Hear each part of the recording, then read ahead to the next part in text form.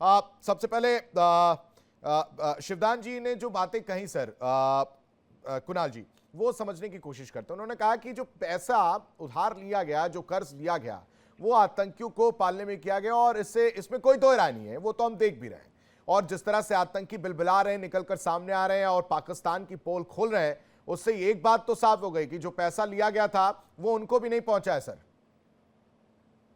एक बात है, जो पाकिस्तान एकदम पैदा होने का बाद से ही वो आर्मी के ऊपर ज्यादा डिपेंडेंट हो गया है। जैसे इंडिया डेमोक्रेसी के ऊपर गया है, वहां पे कोई पॉलिटिकल एक्टिविटी हुआ नहीं। और पाकिस्तान में वो आर्मी, आपको मालूम है, स्वाधीन होने का बाद वो कश्मीर में अटैक किया था 1948 में। सो वो पहला दिन से ही पाकिस्तान डिपेंडेंट ऑन आर्मी हो गया है।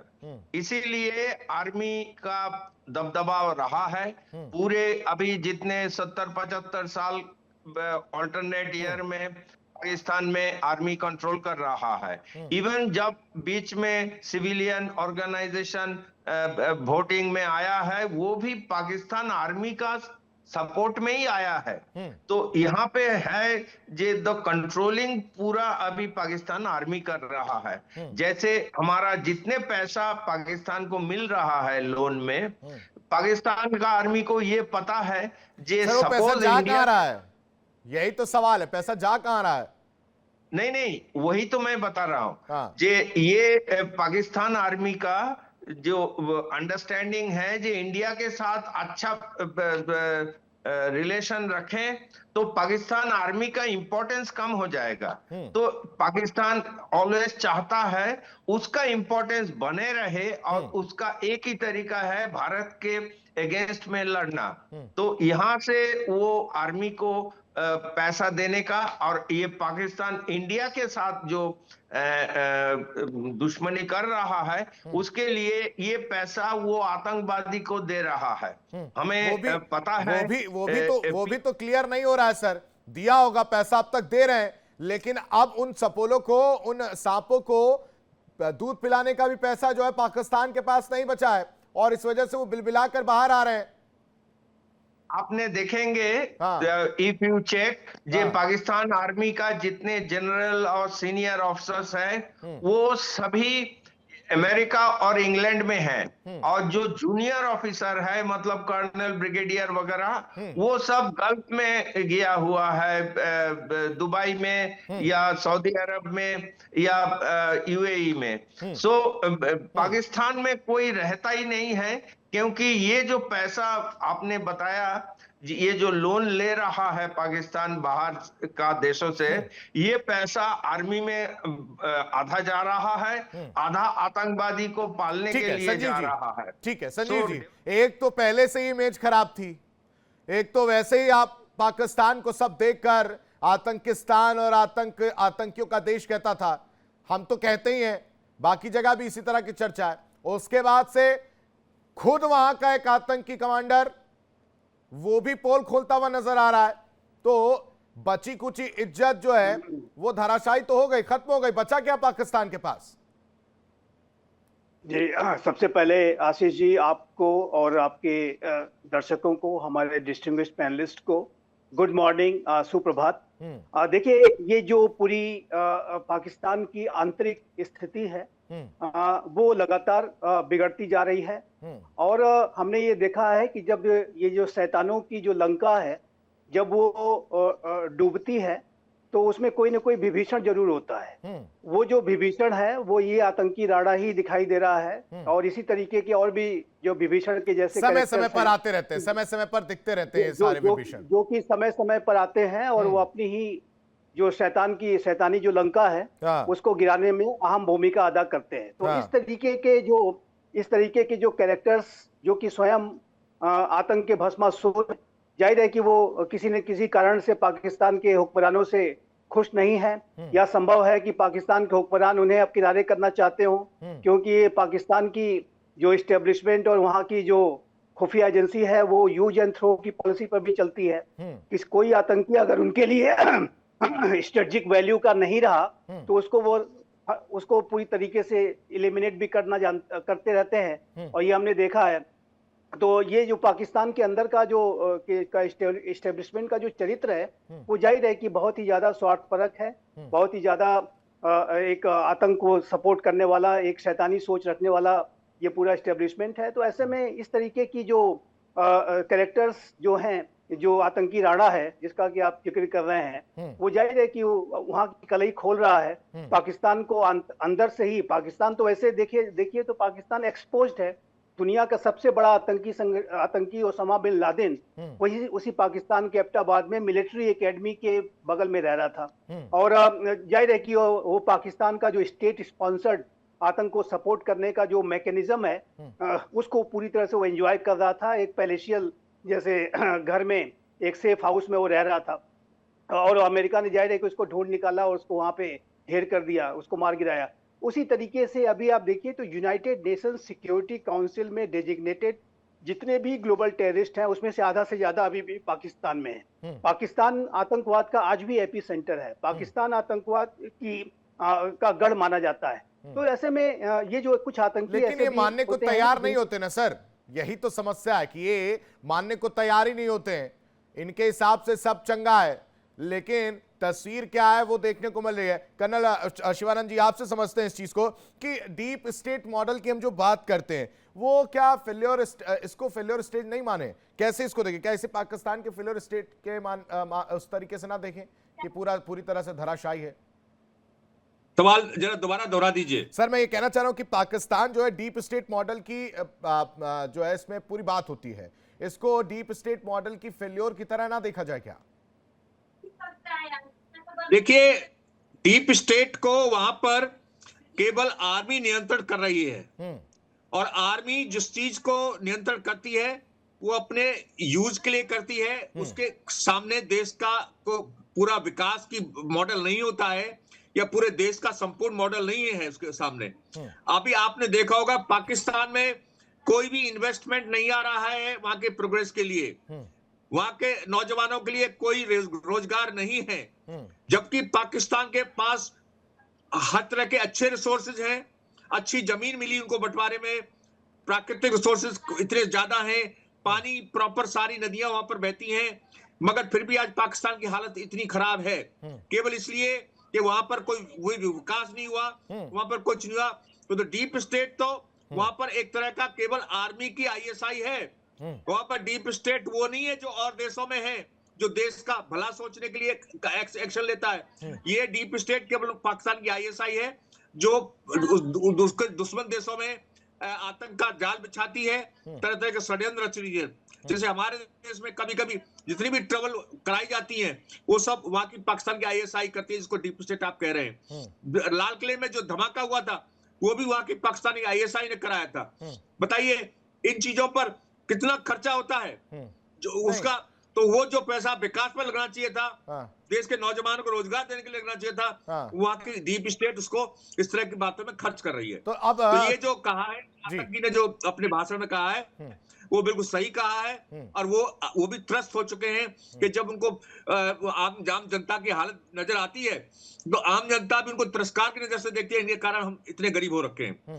तो इसलिए पाकिस्तान में डीप स्टेट है ही नहीं, वो केवल आईएसआई है। ठीक है कर्नल कुणाल, क्या आप आतंकी सेना को कमजोर समझने लगे हैं इस बयान के बाद? नहीं, सेना पाकिस्तानी सेना की बात कर रहा हूं सर, पाकिस्तानी सेना की। पाकिस्तान सेना में यही तो सबसे ज्यादा प्रॉब्लम है। पाकिस्तान सेना कमजोर हो जाए तो देश का जनता बोलेगा ये आर्मी का कोई जरूरत नहीं है। सो अलॉटमेंट जो है, ये जो फंडिंग है आर्मी को मेंटेन करने के लिए, वो कम हो जाएगा। और एक बात अजीब सा है जो भारत से एकदम अलग है, पाकिस्तान का आर्मी जितने फॉरेन डीलिंग्स हैं ये कंट्रोल करता है, फूड कंट्रोल करता है। जो हमारे यहाँ पे फूड कॉर्पोरेशन है या फॉरेन अफेयर्स मिनिस्ट्री है, बिजनेस डिपार्टमेंट है, वो सभी आर्मी कंट्रोल करता है। मतलब इंपोर्ट एक्सपोर्ट सारी चीज वो पाकिस्तान आर्मी कंट्रोल करता है। और जहां से ये, और एक बात है, पैसा का कोई लालच का कोई कमी नहीं होता। ये मतलब ये अच्छा आपके पास इतना पैसा हो गया, आपका लालच बंद हो गया, ये नहीं है। सो ये कंटिन्यूअस है। और हमने पिछले जितने, मैं जो पहले बताया, जितने आर्मी चीफ देखे हुए हैं, कोई पाकिस्तान में रहता नहीं है। सभी आदमी इंग्लैंड और अमेरिका में चला जाता है और काफी पैसे का उनको लेके जाता है। So that is the point. And similarly ये जो आतंकवादी है, आतंकवादी को कंट्रोल करना, जो अच्छा तुमको अभी मैं पैसा दे रहा हूं, तुम ये टेररिज्म करो,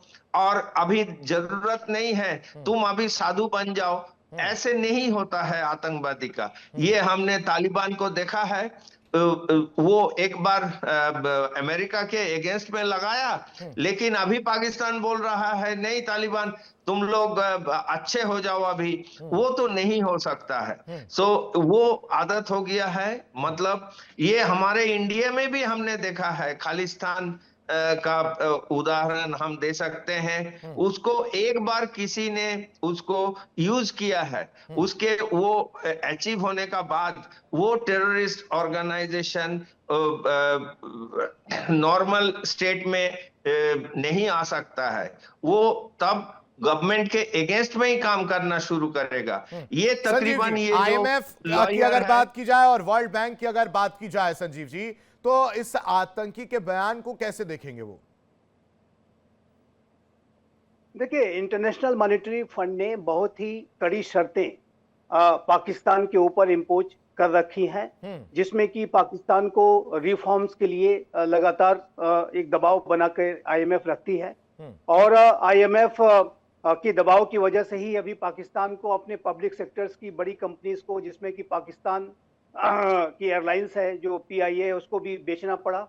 और जाहिर है किसी तरीके के अनेक जो पब्लिक सेक्टर की जो कंपनीज हैं, जो कि जाहिर है कि भ्रष्टाचार की वजह से, पुअर गवर्नेंस की वजह से घाटे में चल रही हैं, उन्हें भी बेचना पड़ेगा। लेकिन मेरा ये स्पष्ट रूप से मानना है कि इंटरनेशनल मॉनेटरी फंड को एक सुपरवाइजरी मैकेनिज्म को भी डेवलप करना होगा, जिसमें कि इस बात को लेकर के इंश्योर किया जाए कि जो भी पैसा इंटरनेशनल मॉनेटरी फंड पाकिस्तान को देता है वो सही जगह पर किस तरीके से इस्तेमाल हो। इसके लिए प्रयास जरूर किए गए हैं, लेकिन अभी भी मेरा मानना है कि ये जो आईएमएफ का पैसा है वो करप्ट पॉकेट्स में जाता है, आतंकियों के पास जाता है। पाकिस्तान वो तो किसी से नहीं छिपा है, वो तो सर किसी से नहीं छिपा है, ये तो बात साफ है। तभी तो ये जितने सपोले इन लोगों ने पाल रखे, जितने सांप इन्होंने पाल रखे, वो अब निकल कर बाहर आ रहे हैं अपने बिल से, और एक के बाद एक सवाल उठा रहे हैं कि भाई साहब आपने कोई देश ही नहीं छोड़ा है जिससे पैसा आपने ना लिया हो, और जो बच्चा पैदा हो रहा है वो ऑलरेडी कर्ज में पैदा हो रहा है। तो ये तो कहीं किसी से नहीं छिपा है कि जो पाकिस्तान के तरफ से पैसा लिया गया तमाम देशों से और आईएमएफ से, वो पैसा उन तक नहीं पहुंच रहा, और इसी वजह से उनकी नाराजगी देखने को मिल रही है। संजीव जी देखिए, एक बात मैं स्पष्ट रूप से मैं आपके दर्शकों को बताना चाहता हूं कि पाकिस्तान के जो रियल रूलर्स हैं वो पाकिस्तान की सेना और वहां की खुफिया एजेंसी ही है। और मिलिट्री का तो उनका डोमेन है ही, सिक्योरिटी का उनका जो डोमेन है वो तो है ही, लेकिन वो पाकिस्तान की इकोनॉमी को भी पर्दे के पीछे से पूरी तरीके से कंट्रोल करते हैं। पाकिस्तान में आर्मी वेलफेयर ट्रस्ट, बहरिया फाउंडेशन, फौजी फाउंडेशन जैसे एनजीओज के नाम पर ये बड़े बड़े बिजनेस एम्पायर चलाते हैं, और इनके पास बिलियंस ऑफ डॉलर्स की जो पैसा होता है उसमें ज्यादातर पैसा अनअकाउंटेड होता है। और जो बाहर से जो पैसा आता है, जो आईएमएफ से आ गया या उसके तथाकथित एक दो मित्र कभी उसको उन्होंने उनके कटोरे में कुछ डाल दिया, तो जाहिर है कि वो पैसा भी करप्ट पॉकेट्स में जाता है। पाकिस्तान की आवाम को उसका ज्यादा लाभ नहीं होता। और ये जो पाकिस्तान के हुक्मरान हैं वो उनकी जो ऐश गाहें, मैं इसको कहता हूँ ऐश गाहें, जो बड़े बड़े फार्म हाउसेस और जिस तरीके के वहां पर फैसिलिटीज हैं, वो बड़े बड़े जो विश्व के बड़े इंडस्ट्रियलिस्ट को भी फेल कर सकते हैं। इनके बच्चे विदेशों में पढ़ते हैं, लंदन में, दुबई में, अमेरिका में बड़े बड़े बिजनेस रन करते हैं, और बिलियंस ऑफ डॉलर्स का जो उनका अनअकाउंटेड पैसा इनके करप्ट पॉकेट्स में है। पाकिस्तान के सेना का कोई जनरल अगर जब कभी रिटायर होता है तो क्या आपको लगता है कि क्या वो किसी 3 कमरे के घर में रहता होगा? ना, यो रहता है फार्म हाउस में, वो रहता है किसी कंपनी जो उनकी जो एनजीओ के नाम पे जो कंपनियां खरीद कर रखी हैं उसके उसमें सीईओ के जैसे वो पद पर मतलब वो जाके पैसा बैठ लो, जाता है। पैसा लो और अय्याशी करो। अगर मैं साफ और हार्श वर्डों में कहूं तो पाकिस्तान का जो इस वक्त रवैया है कि पैसा लो और अय्याशी करो, जनता से कोई मतलब नहीं है, जनता को बिल्कुल नहीं ध्यान देना, आवाम क्या कर रही है, आवाम कैसे जिएगी, क्या खाएगी, क्या पिएगी, एक बात मैं और कहना चाहता उसको हूं। लेकर कोई वो नहीं है। जी जी कंप्लीट करिए सर। पाकिस्तान के हुक्मरानों ने पाकिस्तान का जो ये वर्तमान में हाल है, जो बेड़ा गर्क पाकिस्तान का हुआ है, उसमें सबसे बड़ा अगर कोई इसका कल्प्रिट है तो पाकिस्तान की सेना है, पाकिस्तान की खुफिया एजेंसी है। उन्होंने कभी भी पाकिस्तान में जमहूरियत की जड़ों को कमजोर नहीं दिया। कभी भी पाकिस्तान में कोई जमहूरियत का नेता अगर खड़ा होने की कोशिश करता है तो या तो उसे जेल में डाल दिया जाता है, जैसे आपने इमरान खान को देखा, अभी वो जेल में है। जाहिर है कि इमरान खान सबसे अधिक पॉपुलर लीडर है, लेकिन वो कहाँ पे है? वो जेल में है। कहाँ पे होना चाहिए था? पाकिस्तान के प्रधानमंत्री पद के ऊपर होना चाहिए था।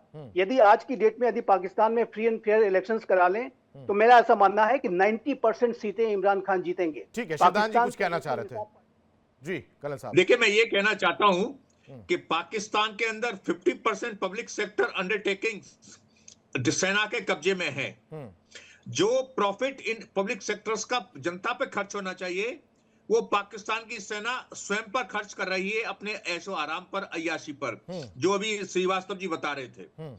तो ये सबसे बड़ा जो वहां का जो गरीबी के कारण है कि जो प्रोडक्टिविटी, जो पैसा पाकिस्तानी जनता के वेलफेयर पर जाना चाहिए था वो केवल कुछ सिलेक्टेड सेना के अफसरों और उनके लिए इस्तेमाल किया जा रहा है। इस चीजों के बारे में भी जो वहां की जो IMF है या जो भी उनको कर्जा देते हैं उनको इस तरह की इनसे शर्तें रखी जानी चाहिए कि आप अपने पब्लिक सेक्टर को ओपन करिए और जनता के कब्जे में लाइए, जिससे कि ये जो पैसा हम आपको दे रहे हैं यदि विकास के मार्ग में खर्च किया जाता है तो उसका फायदा भी पाकिस्तान की आम जनता को जाना चाहिए, जिसके नाम पर आप हमसे कर्जा ले रहे हैं।